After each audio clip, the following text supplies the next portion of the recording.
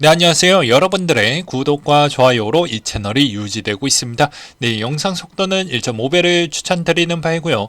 이제 비트코인과 이더리움 관련된 소식, 특히나 이더리움이 이제 업그레이드 시점이 매우 가까워져 가고 있기 때문에 내용을 계속해서 업데이트를 해드리도록 하겠고요. 이제 바이든 씨에 따른 여러 가지 이야기 거리도 상당히 이번 시장에 미치는 영향 강도도 클 것으로 보여지기 때문에 시장에 매우 중요한 소식들도 한번 준비를 해봤습니다. 현 상황은 여전히 나스닥 기술주 비중이 여전히 강세를 보여주고 있고요. 덩달아서 이제 비트코인도 여전히 강력하게 해당에 있는 이 가격 한화로 2,930만 원대를 계속 잘 버텨주고 있는 실정입니다. 그래서 이제 시장의 분위기를 한번 추가적인 악재와 호재거리가 있는지 한번 좀 찾아보았는데요. 보게 되면 일단 긍정적인 소식으로는 물가 둔화가 디스인플레이션이 일단은 뭐 시작이 된 것 같다. 그리고 여전히 연착륙이 가능할 것 같다. 이런 이야기가 계속 나와주고 있고요. 부정적인 부분은 아무래도 미니애폴리스 연은 총재가 이번에 내가 생각했던 방향과 좀 다르기 때문에 나는 좀 더 강세적인 스탠스로 좀 가길 원한다. 라고 해서 금리 5.4% 수준을 좀 유지를 했으면 좋겠다라는 이야기를 하기도 했습니다. 그래서 금리를 더 오래, 더 높게 유지를 하는 사람이라고 생각을 하시면 될 것 같고요. 그 다음으로 연준 의장에 따른 스탠스가 좀 웃겼는데, 되게 애매한 포지션을 해주다 보니까 어떻게 보면 시장에 그렇게 크게 영향을 또 끼치지 않았던 것 같습니다. 그래서 금리 인상들이 지금은 적절하고 고용과 물가 지표를 높게 나오면 생 긴축이 불가피할 것 같다. 양적 긴축 종료하려면 2년 정도 더 시간이 필요할 것 같다. 라고 했으니 포인트는 여기에 있어요. 여러분들 여기에 있습니다. QT 부분인데요. 금리를 인하하는 것보다 QT에 있는 물량이 훨씬 더 크기 때문에 QT가 풀리는 시점이 2년 정도 걸린다고 했으니 2025년도 때가 되겠죠. 그러니 이것도 좀 염두를 하시면서 투자에 임하시길 바라겠습니다.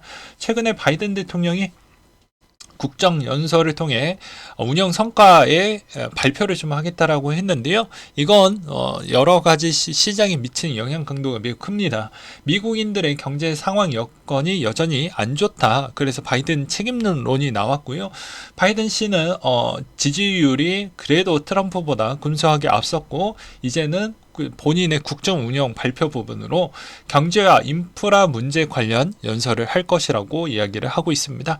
네, 코로나 극복, 일자리 창출, 인플레 둔화 소개를 전망을 내비칠 거라고 하니까 어떻게 보면은 실업률 추이를 바이든 씨는 좀 줄이려고 할 것이고 오히려 연준은 실업률을 좀 더 올려야 되는 상황이 부딪힐 것 같은데요.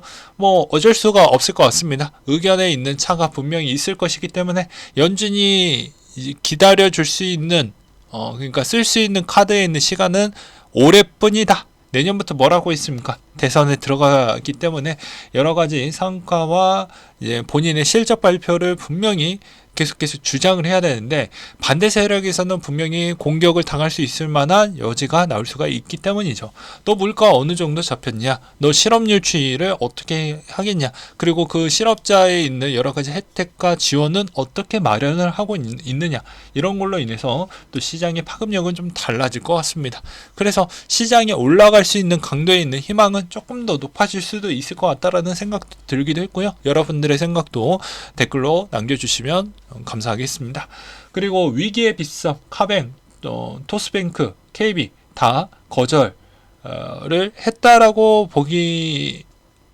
봐야 되겠죠. 아무래도 보게 되면 또 텔레그램에서도 댓글에서 너희들이 좀 죄를 많이 지었다 뭐 이렇게 이야기를 했는데 이게 농협과 실명계좌 제휴 계약 만료가 얼마 남지 않았기 때문에 재계약을 해줄 수 있을 만한 그런 은행들을 좀 찾고 있는데 쉽지가 않는 것 같습니다. 근데 저의 개인적인 소망은 제발 은행을 좀 많이 바꾸지 않았으면 좋겠어요. 그냥 한번 은행 결정했던 곳을 그냥 그대로 좀 갔으면 좋겠습니다.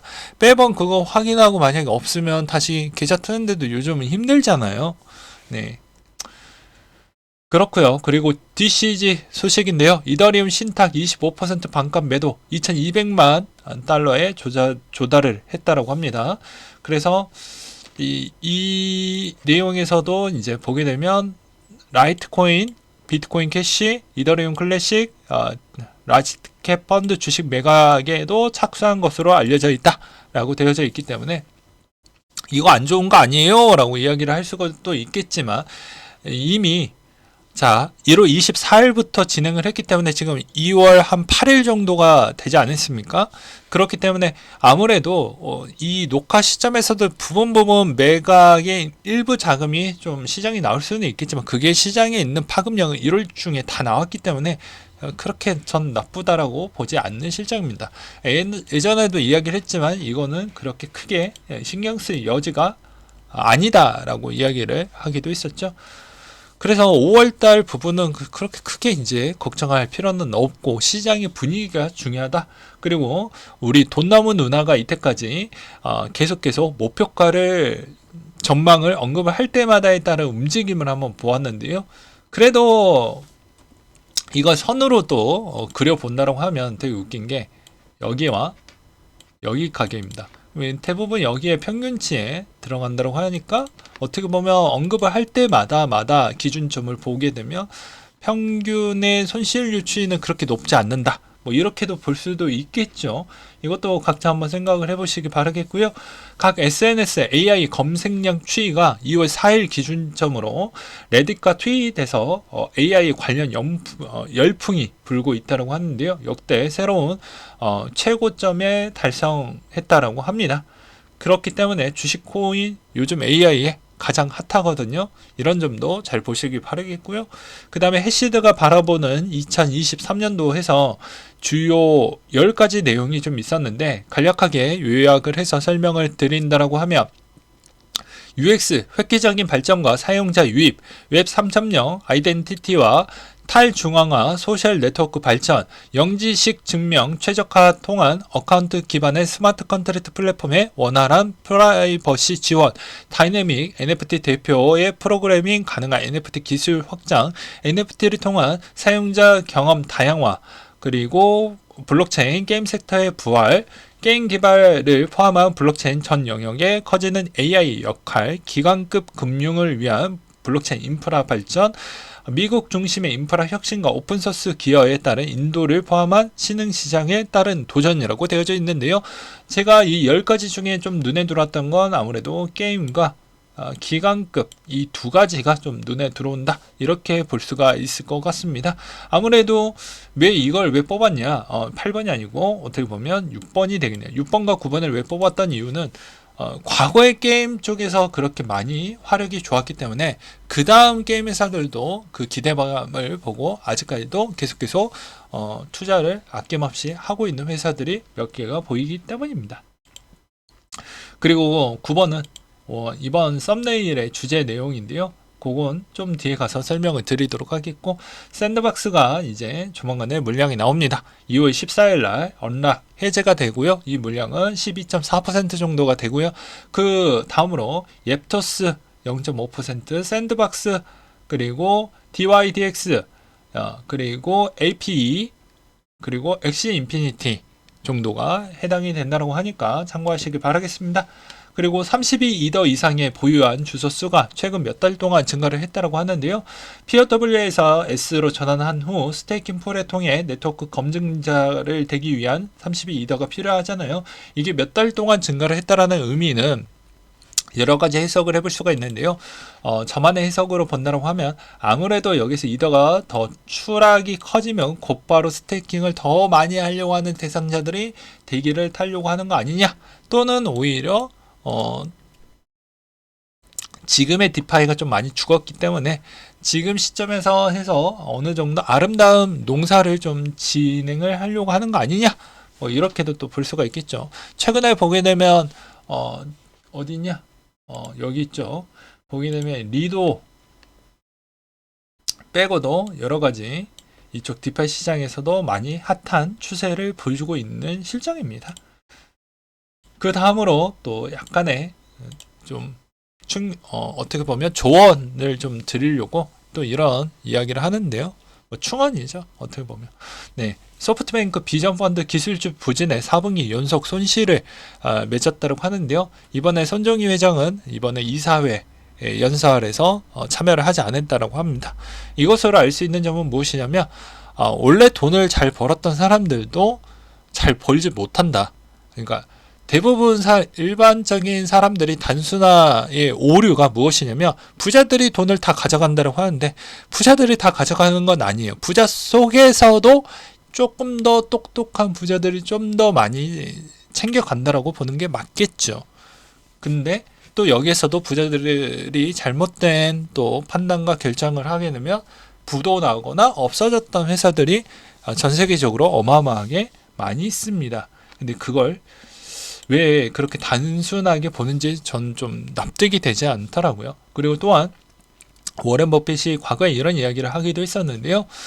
자, 학구적인 길과 돈을 많이 버는 길은 완전히 다른 길이다. 그러니까 여러분들이 잠깐 오류를 하는 게, 자, 이분이 학력이 좋고 스펙이 상당히 좋다라고 해도 수익이 안 나올 수도 있는 거예요. 근데 대부분 이 사람의 스펙과 공부를 엄청 잘했으니까 학구열이 되게 좋았으니 당연히 이것도 좋을 거다라는 심리적 배경이 좀 깔아져 있다라는 게 약간의 오류와 모순이라고 볼 수가 있겠고요. 돈에 대해서만 놓고 보면 공부는 들인 노력 대비 결과 아웃풋이 나쁜 편이다.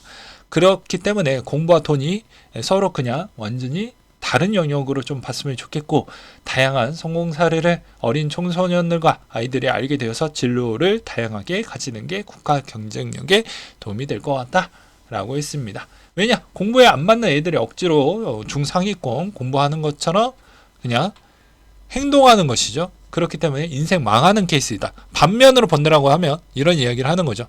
또 욕을 먹더라도 이런 이야기를 하는 이유는 누군가는 깨달음을 얻으라고 이야기를 하는 것입니다. 누구는 선물 트레이닝 하는 건 전 나쁘지 않는다라고 했어요. 그러는데 일정 시간이 지났음에도 불구하고 본인의 성과와 실적이 나오지 않는다라는 건 제가 이 이야기를 빗대어서 이야기를 하는 것입니다. 무슨 말인지 아시겠죠? 예, 그러니까 본인이 본인의 있는 위치를 명확하게 자기 객관화를 할 필요성이 있다라고 말씀을 드리고 싶고요. 그 다음에 여러 가지 지표에 따른 내용을 한번 보도록 하겠습니다. SOPR이라고 하는데요. 이게 1시간 이상 155일 미만의 기간에 보유된 코인에 대해서 계산한 지표인데요. 짧은 기간 동안 보유한 코인에게 과거 거래 시점 코인을 보유한 뒤에 투자자의 수익을 받는지 나타내는 지표라고 합니다. 근데 이번에 단기 보유자들이 현재 수익 중이라고 했기 때문에 매도 목표가에 금접을 했어. 오히려 이제 매도세가 조금은 나오지 않겠냐? 뭐 이렇게 볼 수가 있겠고요. 그 다음으로 GCR이라는 분이 또 이런 이야기를 했다고 합니다. 이 말이 상당히 저는 좀 공감이 되기도 했었는데요. 호재가 나와도 이제 알트코인들이 요즘 많이 펌핑이 나오지 않았습니까? 이 말의 의미는 이제 곧 알트장의 종료에 거의 가까워지지 않았냐. 별거 아닌 소식들도 요즘은 많이 펌핑이 나오다더라. 그 다음으로 코스모스 기반의 블록체인 뉴트론 베리온 테스트넷을 출시한다라는 것과 그래스케일 GBTC 현물에서 ETF 전환 반려 의의 제기 소송 최종 서류를 제출을 했다라고 하는데요. 이번 서류에는 이전에 제출한 요약본과 본질적으로 동일하지만 추가 인용과 참고 문헌이 추가가 좀 되었다라고 합니다. 기간이 올해 들어서 가장 좋아했던 코인은 여전히 비트코인이라고 하는데요. 비트코인 선물의 미결제 약정이 6% 증가를 했고요. 반면에 이더리움 선물 미결제 약정은 29%나 감소를 했다라고 합니다. 그렇기 때문에 여전히 기간은 비트코인. 그러니까 어떻게 보면 위험 리스크를 다 배제하고 하고 싶다라는 것이겠죠. 그 다음으로 코인베이스 매니저가 유죄를 인정을 했다라고 하는데요. 내부 거래 혐의 부분에 따른 인정이라고 보시면 될 것 같습니다. 오늘 내용 여기까지 준비를 했는데요. 저의 개인적인 기술적 분석을 본다라고 하면 이제는 서서히 계속 머물고 있는 시간대가 좀 많이 길어지고 있죠. 시간대 차트를 본다고 해도 이제는 조금씩 조정이 나오는 시점이 좀 되지 않을까 싶습니다. 그렇다고 해도 조정의 깊이가 그렇게 클지는 저도 잘 모르겠지만 이제는 어느 정도 조정에 있는 시점이 나올 때가 좀 되지 않을까라고 생각이 들어요. 여기서 좀 애매한 포지션이 무엇이냐면 저도 이런 차트가 나왔을 때 좀 확인하기가 좀 어려운 부분입니다. 왜 그러냐면 이동평균선이 대부분 241선을 한번 이렇게 크게 돌파를 할 때는 다시 회귀하려고 하는 현상이 나오는데, 회귀하려고 하는 이 시점에 있는 깊이가 예측하기가 상당히 어렵거든요. 대부분 이 중간에서 멈추던지 아니면 아예 과거에 있는 시점 대비 일정한 시간 대비가 지나고 나서 뭐 이런 형태로 가다가 다시 이렇게 회귀하는 형태로 간 뒤에 다시 올라가는 형태가 나오는 패턴이 거의 주류였기 때문에, 여러분들도 이번에 좀 뭐 차트적 관점으로 만약에 본다고 해도 일단은 이 시점에서는 조금은 조심하는 게 맞지 않겠냐라고 말씀을 드리고 싶습니다. 네, 여전히 재미없는 형태가 가까워지고 있고요. 시간대비로도 계속 장기 이평선에 가까워진다라는 건 위로 올라가야 되는데 위로 올라갈 수 있을 만한 힘이 점차 떨어지고 있다는 걸 증명을 해주고 있어서 이런 좀 조심스러운 이야기를 드리는 바입니다. 네, 오늘 내용 여기까지 준비를 했고요. 이상으로 마치도록 하겠습니다.